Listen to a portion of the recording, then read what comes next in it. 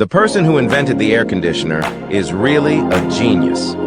A few simple steps can make a room very cool in the hot summer. So, how the air conditioner works. It's very easy to understand with 3D animation. But before that, we need to understand some basic physics knowledge. If you use spray-type products, you should have seen this phenomenon. If you continue press the spray for a period of time, the surface will become cold. This is because the pressure inside of the product becomes lower. When the pressure decreases, the temperature will decrease. If the pressure increases, the temperature will also increase. The air conditioner also takes advantage of this principle. This is the scroll compressor inside the air conditioner. There are two main parts in the scroll compressor. One of them moves in an orbiting pattern but does not rotate. The other one stays stationary. The function is that when the air enters the interior from the inlet, it will be squeezed layer by layer in a compressed state and discharged from the middle of the vortex. Then the compressed air is sent to the condenser.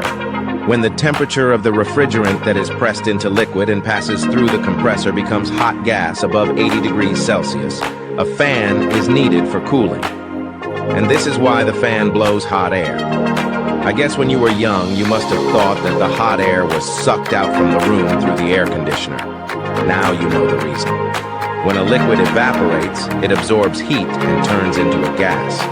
When it transforms into a gas, its kinetic energy becomes stronger, and when a gas loses heat, its kinetic energy becomes weaker and becomes a liquid. In other words, a frozen gas becomes a liquid, and a high temperature, gaseous refrigerant loses heat while passing through the condenser, so it becomes condensed and becomes liquid at the outlet.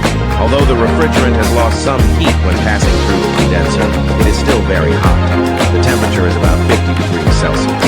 The high temperature and high pressure liquid refrigerant flows into the expansion valve. From inside the expansion valve, it can seeing that a large amount of high temperature liquid needs to flow out from such a small space. The liquid pressure will drop with the flow. As mentioned earlier, the temperature will also drop when the pressure drops.